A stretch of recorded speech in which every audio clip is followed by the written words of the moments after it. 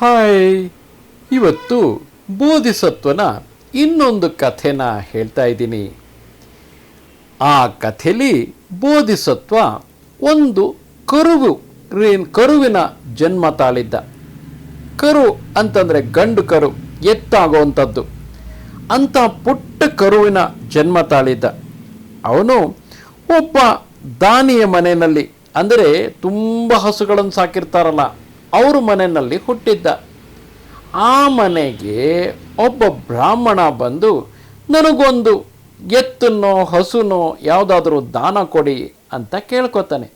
ಆಗ ಆ ದಾನಿ ತುಂಬ ಹಸುಗಳನ್ನು ಸಾಕಿದ್ನಲ್ಲ, ಅದ್ರ ಜೊತೆಗೆ ಈ ಬೋಧಿಸತ್ವ ಕರುನೂ ಇತ್ತಲ್ಲ, ಅವನಿದ್ದನು ಈ ಕರು ತುಂಬ ಆರೋಗ್ಯಕರವಾಗಿದೆ, ಒಳ್ಳೆಯದಾಗಿದೆ, ಮುಂದೆ ಒಳ್ಳೆ ಬಲಶಾಲಿ ಎತ್ತಾಗತ್ತೆ ಅಂತ ಹೇಳಿಬಿಟ್ಟು ಆ ಬ್ರಾಹ್ಮಣನಿಗೆ ಅದನ್ನು ದಾನ ಕೊಡ್ತಾನೆ.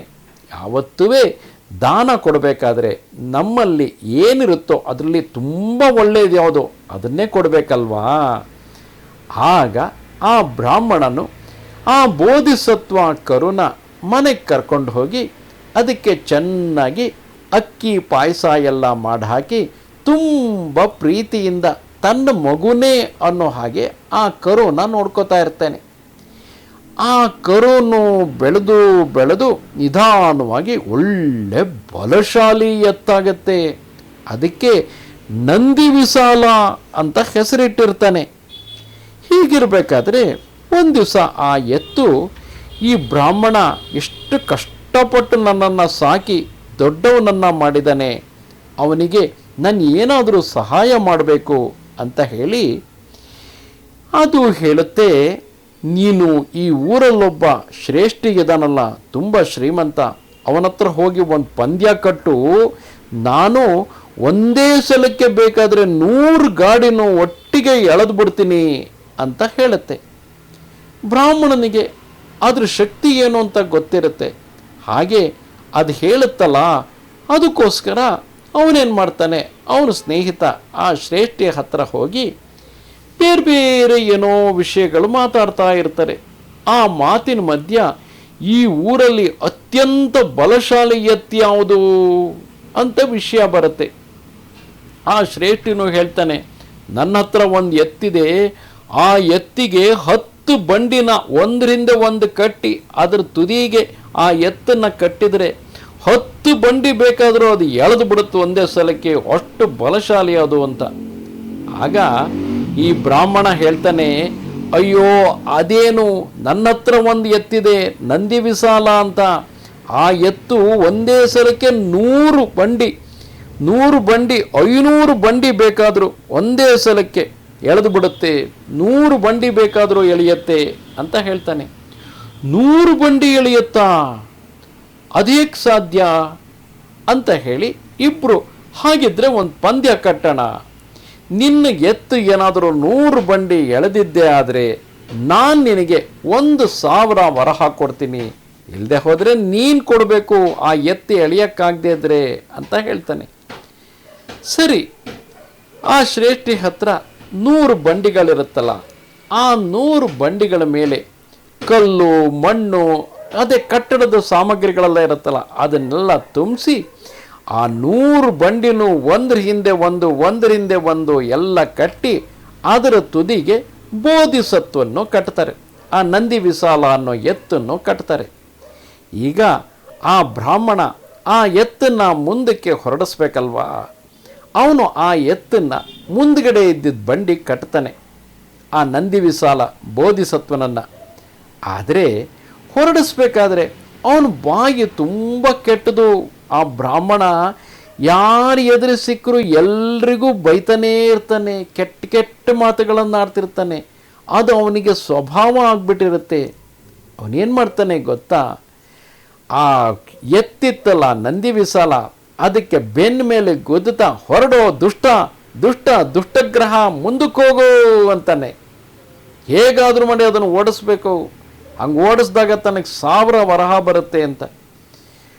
ದುಷ್ಟಗ್ರಹ ದುಷ್ಟ ಅಂತ ಅಂದರೆ ಯಾರಿಗಾದರೂ ಮನಸ್ಸಿಗೆ ಬೇಜಾರಾಗಲ್ವಾ? ಆದರೆ ಆ ನಂದಿ ವಿಸಾಲ ತುಂಬ ಸಾಧು, ಅದು ಯಾರಿಗೂ ಏನೂ ತೊಂದರೆ ಮಾಡಿರಲ್ಲ. ಅದಕ್ಕೆ ಬೇಜಾರಾಗಿ ಸುಮ್ಮನೆ ನಿಂತಲ್ಲೇ ನಿಂತು ಬಿಡುತ್ತೆ. ಏನು ಮಾಡಿದರೂ ಒಂದು ಹೆಜ್ಜೆನೂ ಮುಂದಕ್ಕಿಡಲ್ಲ. ಪಾಪ ಈ ಬ್ರಾಹ್ಮಣ ಸೋತೋಗ್ಬಿಡ್ತಾನೆ. ಅವನೇ 1,000 ವರಹಾನ ಕೊಡಬೇಕಾಗತ್ತೆ ಶ್ರೇಷ್ಠಿಗೆ. ಅವನಿಗೆ ಬೇಜಾರಾಗಿ ಮನೇಲಿ ಬಂದು ತಲೆ ಮೇಲೆ ಕೈ ಹೊತ್ಕೊಂಡು ಕೂತ್ಕೊಂಡ್ಬಿಡ್ತಾನೆ. ಆಮೇಲೆ ನಂದಿ ವಿಶಾಲ ಬಂದು ಆ ಬೋಧಿಸತ್ವ ಅವನ ಹತ್ರ ಕೇಳ್ತಾನೆ, ಏನಾಯಿತು ನಿಂಗೆ ಅಂತ. ಅಲ್ಲ, ನೀನು 100 ಬಂಡಿ ಬೇಕಾದರೂ ಎಳಿತೀನಿ ಅಂತಂದೆ, ಆದರೆ ಎತ್ತು ಕಟ್ಟಿದರೆ ನಿನ್ನನ್ನು ಎಳಿಲೇಬಾರ್ದ, ನಿಂತಲ್ಲೇ ನಿಂತಿದ್ಯಲ್ಲ ಅಂತ ಅಳಕ್ಕೆ ಶುರು ಮಾಡ್ತಾನೆ. ನೋಡು, ನಿನ್ನಿಂದಾಗಿ ನಾನು 1000 ವರಹ ಕಳ್ಕೊಂಡೆ ಅಂತ. ಆಗ ಬೋಧಿಸತ್ವ ಹೇಳ್ತಾನೆ, ನಿನಗೆ ಪಾಠ ಕಲಿಸ್ಬೇಕು ಅಂತಲೇ ಮಾಡಿದೆ, ನೀನು ನನ್ನನ್ನು ದುಷ್ಟ ಅಂತ ಕರೆದ್ಬಿಟ್ಟಿಯಲ್ಲ. ನಾನು ಯಾವತ್ತಾದರೂ ಯಾರದ್ದಾದರೂ ಕಾಲು ತುಳಿದಿದ್ದೀನ ನಡ್ಕೊಂಡು ಹೋಗ್ಬೇಕಾದ್ರೆ, ಅಥವಾ ಯಾರಿಗಾದರೂ ನುಗ್ಗಿ ಗುಮ್ಮಿದ್ದೀನ? ಇಲ್ಲ ಅಲ್ವಾ. ಯಾರಿಗಾದರೂ ಏನಾರು ನಾನು ತೊಂದರೆ ಮಾಡಿದ್ದೀನ, ಹೆದರಿಸಿದ್ದೀನ ಅಂತಾನೆ. ಆ ಬ್ರಾಹ್ಮಣ ಇದ್ದವನು, ಇಲ್ಲ, ನೀನು ಯಾವತ್ತೂ ಯಾರಿಗೂ ತೊಂದರೆ ಮಾಡಿಲ್ಲ, ನೀನು ತುಂಬ ಸಾಧು ಅಂತಾನೆ. ಹಾಗಿದ್ದರೂ ಯಾಕೆ ನೀನು ನನಗೆ ದುಷ್ಟ ಅಂತೇಳಿ ಹೊಡೆದೆ? ನನಗೆ ತುಂಬ ಬೇಜಾರಾಯಿತು. ಆ ಬೇಜಾರಿಂದಾಗಿ ನನಗೆ ಎಳೆಯೋ ಮನಸ್ಸೇ ಇರಲಿಲ್ಲ ಅಂತ. ಅಯ್ಯೋ, ನಾನು ತುಂಬ ತಪ್ಪಾಯಿತು, ಎಲ್ಲರ ಮೇಲೂ ನಾನು ಕೆಟ್ಟ ಮಾತಾಡ್ಬಿಡ್ತೀನಿ, ಈಗೇನು ಮಾಡೋದು ಅಂತಾನೆ. ಆ ಬ್ರಾಹ್ಮಣ ಕೂಡಲೇ ಆ ಎತ್ತು ಬೋಧಿಸತ್ವ ನಂದಿ ವಿಶಾಲ ಹೇಳ್ತಾನೆ, ಈಗ ನೀನು ಹೋಗಿ ನಿನ್ನ ಸ್ನೇಹಿತನ ಹತ್ರ ಪಂದ್ಯ ಕಟ್ಟು, ಒಂದಲ್ದಿದ್ರೆ 2,000ಕ್ಕೆ ಕಟ್ಟು, ಆಗ ನಿನ್ನ ಹಳೆ ದುಡ್ಡಕ್ಕೆ ವಾಪಸ್ ಬರುತ್ತೆ ಅಂತ. ಸರಿ, ಮತ್ತೆ ಆ ಬ್ರಾಹ್ಮಣ ಹೋಗಿ ತನ್ನ ಸ್ನೇಹಿತನ ಹತ್ರ ಪಂದ್ಯ ಕಟ್ತಾನೆ. ಈ ಸರಿ 2,000 ವರಹಗಳಿಗೆ ಅವರು ಪಂದ್ಯ ಕಟ್ತಾರೆ. ಆಮೇಲೆ ಅದೇ ರೀತಿ 100 ಬಂಡಿಗಳನ್ನು ಒಂದರ ಹಿಂದೆ ಒಂದು ಜೋಡಿಸಿ ಆ 100 ಬಂಡಿಗಳು ಮುಂದಕ್ಕೆ ಬೋಧಿಸತ್ವ ಆ ಎತ್ತನ್ನು ಕಟ್ತಾರೆ. ಕಟ್ಟಿದ ಮೇಲೆ ಇಷ್ಟೊತ್ತಿಗೆ ಬ್ರಾಹ್ಮಣ ಬುದ್ಧಿ ಕಲ್ತಿರ್ತಾನಲ್ವಾ, ಅವನೇನು ಮಾಡ್ತಾನೆ, ಭದ್ರ, ನೀನು ತುಂಬ ಒಳ್ಳೆಯವನು, ತುಂಬ ಶಕ್ತಿಶಾಲಿ, ನೀನು ತುಂಬ ಭದ್ರವಾಗಿದೆಯಾ, ಬಲಶಾಲಿ ನೀನು, ಈ 100 ಬಂಡಿಗಳನ್ನು ಒಂದೇ ಸಲಿಗೆ ಎಳೆಯೋ ಶಕ್ತಿ ನಿನಗಿದೆ ಅಂತ ಹೇಳಿ ಅದರ ಬೆನ್ನು ತಟ್ಟಿ ಪ್ರೋತ್ಸಾಹ ಕೊಡ್ತಾನೆ. ಕೂಡಲೇ ಖುಷಿಯಾಗಿ ಬೋಧಿಸತ್ವ 100 ಬಂಡಿನೂ ಎಳ್ಕೊಂಡು ಮುಂದೆ ಅಷ್ಟು ದೂರ ಕರ್ಕೊಂಡೋಗಿ ನಿಲ್ಲಿಸ್ಬಿಡ್ತಾನೆ. ಅದನ್ನು ನೋಡಿ ಶ್ರೇಷ್ಠಿಗೆ ಆಶ್ಚರ್ಯ ಆಗ್ಬಿಡುತ್ತೆ. ಅವನು ಕೂಡಲೇ 2,000 ವರಹನ ಆ ಬ್ರಾಹ್ಮಣನಿಗೆ ಕೊಟ್ಟು ಕಳಿಸ್ತಾನೆ. ನೋಡ್ತೀಯಾ, ಅದಕ್ಕೇನೆ ನಾವು ಯಾರ ಹತ್ರನಾದರೂ ಮಾತಾಡಬೇಕಾದ್ರೆ ಒಳ್ಳೆ ಮಾತನ್ನಾಡಬೇಕು, ಯಾರಿಗೂ ಸಹ ಅಪಮಾನ ಮಾಡಬಾರ್ದು, ಕೆಟ್ಟ ಮಾತುಗಳನ್ನು ಹೇಳಬಾರ್ದು. ಅದೇ ರೀತಿ ಅಪ್ಪ ಅಮ್ಮ ಏನಾದರೂ ನಿನಗೆ ಬೈದಿದ್ರೆ, ನಿನಗೆ ಬೇಜಾರಾದರೆ ನೀನು ಹೇಳಬೇಕಲ್ವಾ ಅಪ್ಪ ಅಮ್ಮನ ಹತ್ರ, ನೀವು ಬೈದಿದ್ದು ನನಗೆ ಬೇಜಾರಾಯಿತು, ಆ ಥರ ಬೈಬೇಡಿ, ನಾನು ಒಳ್ಳೆ ಗುಣ ಕಲ್ತ್ಕೊತಿದ್ದೀನಿ, ನನಗೆ ಒಳ್ಳೆ ಗುಣ ಹೇಳ್ಕೊಡಿ ಅಂತ ಹೇಳಿದರೆ ಅಪ್ಪ ಅಮ್ಮಂಗೆ ಅಯ್ಯೋ ನಾವು ತಪ್ಪು ಮಾಡಿದ್ವಿ ಅಂತ ಗೊತ್ತಾಗತ್ತೆ. ಆ ಬ್ರಾಹ್ಮಣಂಗೆ ಗೊತ್ತಾದಂಗೆ ಆಗ ಅವರು ನಿನ್ನನ್ನು ತುಂಬ ಪ್ರೀತಿಯಿಂದ ನೋಡ್ಕೋತಾರೆ ಅಲ್ವಾ.